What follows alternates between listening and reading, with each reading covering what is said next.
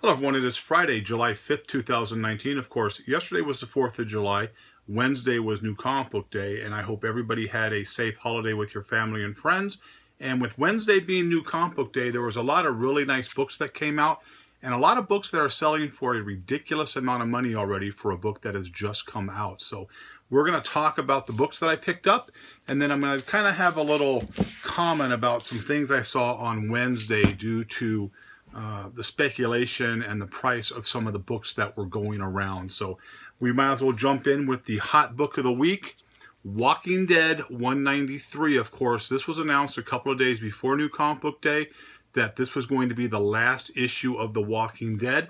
The thing I liked about this issue is it was $3.99, and it is a super thick issue of this book. And I wish that other comic companies would take note of what they did with The Walking Dead. You can put out a quality book, thick, lots of pages, at a cheap price.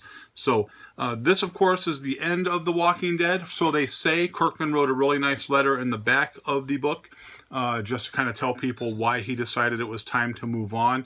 I think a lot of it has to do with the fact that the TV show hasn't been all that great.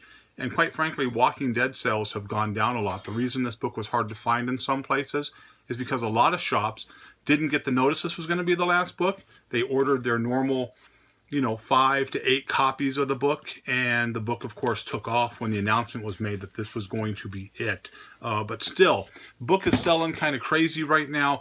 I don't see this book being anything more than a $10 to $12 book in the long run. But I got a couple of copies because, as you know, I've been talking about The Walking Dead for a long time. I was reading the book before the TV show, so I was happy to add that to my collection. Deceased number 3. Really cool Wonder Woman cover right there. Loved that cover when I saw it. Batman 73.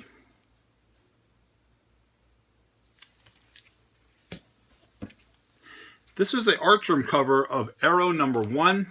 Really, really nice looking cover. And I was surprised that it wasn't selling as well as I thought it would. Maybe people were just trying to spend their money on the other books that came out, but that's a really nice looking cover. Of course, Artgerm does really, really nice books, and it's usually pretty popular when he does one. This was a 192 homage to Rick. Right there, grab that because it's over. Batgirl 36. Really nice cover there.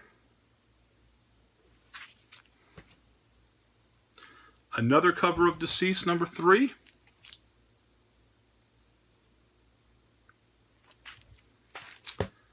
A book I'm really looking forward to reading. I've always been a Lois Lane fan. I've shown a lot of the more vintage Lois Lanes on this channel. This is Lois Lane number 1. Really nice looking cover right there. Looks like she's ready to break a big story. Haven't had a chance to read any of these yet, but I am looking forward to the Lois Lane storyline. Again, I have been a Lois Lane fan. And this, of course, Immortal Hulk number 20. Cover A here. And another cover A. This is the one everybody wanted. As you can see here on the where it says Immortal Hulk, it's just the regular lettering.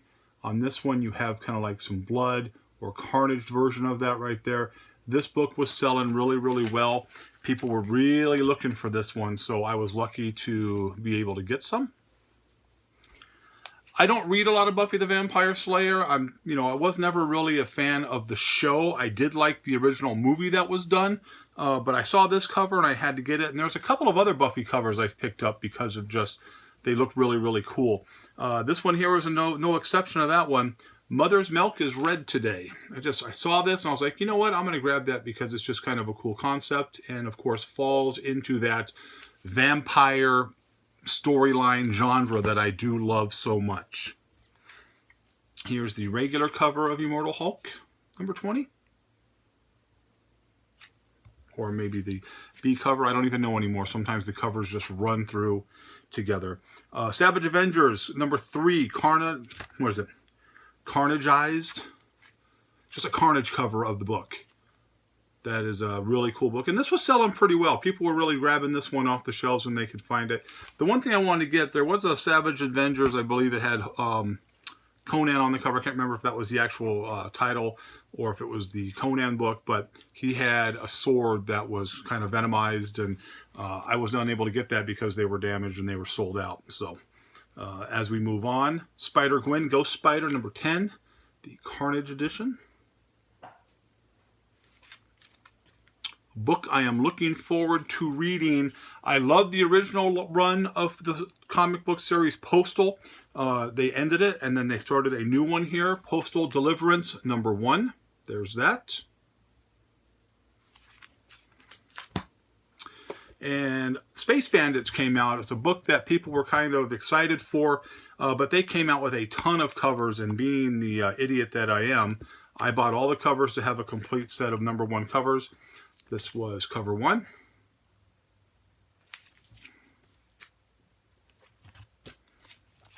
Cover 2.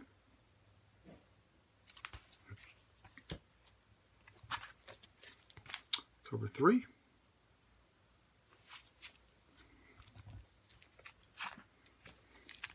Four.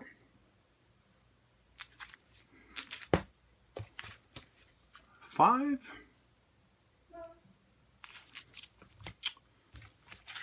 And 6. There's that right there. Blank cover. Again, 6 covers for a new number 1. Little overkill. I picked them up though because, again, everything I'm doing just kind of going into inventory for future shop. So might as well have everything on there. Cross 2014 Pool Party cover D. This was just a cover purchase. I am a fan of Cross, but these are strictly cover purchases right now. So I was very happy to add that one to the collection. This is another Buffy book I picked up, and the reason I picked this one up, I went to San Diego High School in San Diego in the 80s, when I graduated in the mid-80s in 86. And this, of course, I believe is San Dimas High School for Buffy the Vampire Slayer, but that SDHS that is on the cover of this cheerleader shirt, this was the exact same type of outfit that our cheerleaders wore in the 80s. So I saw it and I was like, you know what, that's kind of cool. I'm going to pick that up because it kind of brings you back to a better time right there. There's that. Another reminiscent book, Charlie's Angels versus the Bionic Woman. 2 shows that I really loved. Of course, I loved Charlie's Angels more, but I did like both those shows, so I got this just because I remember those. Harley Quinn. This was the number 63. This is the show cover. Wasn't wild about this one, and this was different than what they were telling the cover was going to be when they were showing previews of the book. This was a different cover, so I did grab one because I'm putting a set together, but wasn't wild about this one here. Another one of the Lois Lane's number 1s, different cover. I do like that, and I am looking forward to this storyline like I stated already. Harley Quinn B cover, or excuse me, A cover. You already saw the B by Cho.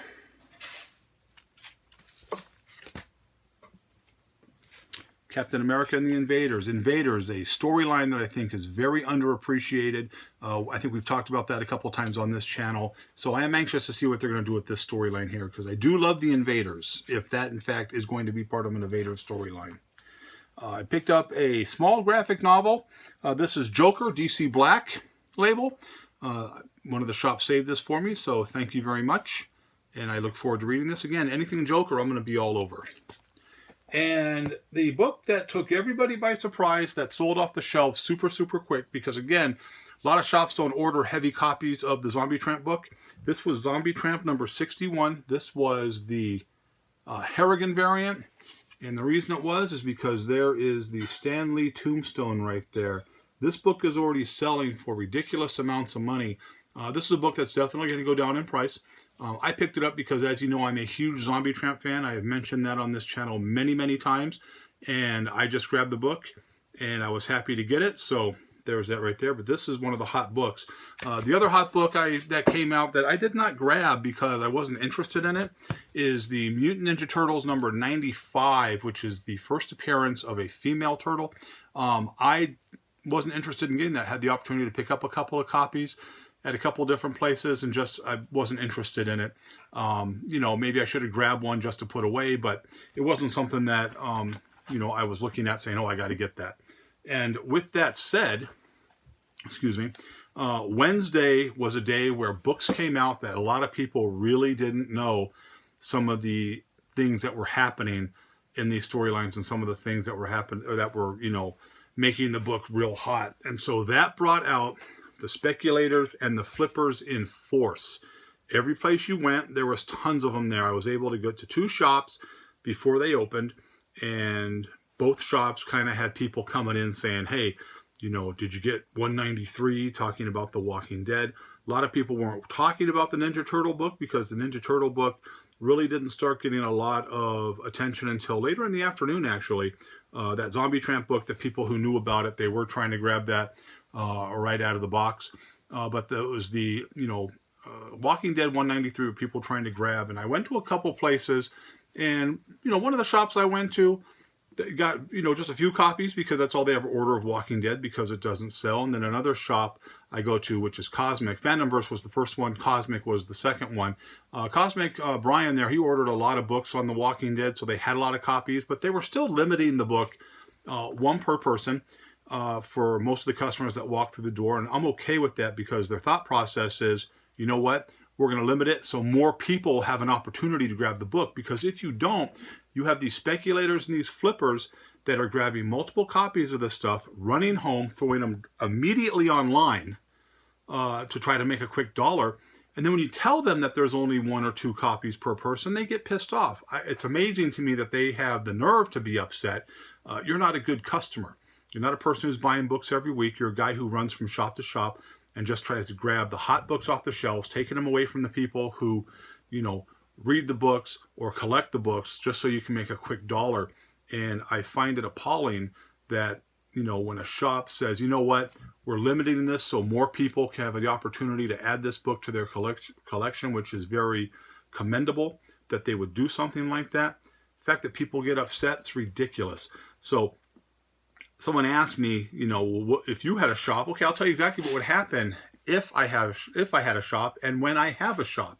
If I have a box customers. Now, we've said this in the past. Good box customers can make or break a shop. Bad box customers can drown your business. If I have a person who's coming in that I know is a flipper and just trying to make a quick dollar, and I limit them to 1 per person on that book, or 2 per person, whatever the case might be, and if he was to give attitude and get pissed off about it, you wouldn't get 1 copy. I would ask you to leave, and I wouldn't sell you anything, and I wouldn't sell you anything, period, whenever you came in. I don't need business like that. Comic shops shouldn't have to, you know, let their regular customers suffer because flippers want the books, and people are going to say first come first serve. It's not, you know, it's not our fault that you can't get to the books on time. Well, it's not the fault that people have to work and make a living to buy their books. But again, if you're just flipping like that and you get upset about it, you're doing this for all the wrong reasons. And again, there's going to come a time in this big circle where the flippers are going to go by the wayside and all these books are going to flood back into the market, because you see people getting brand new books graded and they're selling them for $25, $26 that are 9/8 because there's so many 9/8 out there on that particular book. Why would you even waste the money of getting a 9/8 for $25, $26? Because you're obviously not making a lot of money. You're maybe making $1 or $2 after your fees. So I never understood that. So there was that there. Again, I got a call from a viewer last night, Charles Day, hoping that the video was going to come out. Here's your video, Mr. Day. So I hope you enjoyed it. Again, if you're a viewer and you're subscribed to this channel, thank you so much. I appreciate all the support I get from this channel. If you are not a viewer and you're just kind of coming across the channel, if you think you're going to like the content, please hit the subscribe button and, you know, tell your friends about it, because we're trying to do this the right way and trying to get people on this channel who love comic books and love the things that we as a community do together to have the enjoyment come back into the comics and not the money situation, which is, you know, overtaking comics right now. Get back to the love of the books, not the love of the green. So I hope you liked the video, but as always, if you didn't, nothing I can do for you. Have a great, great night, and I hope to see you in a few days.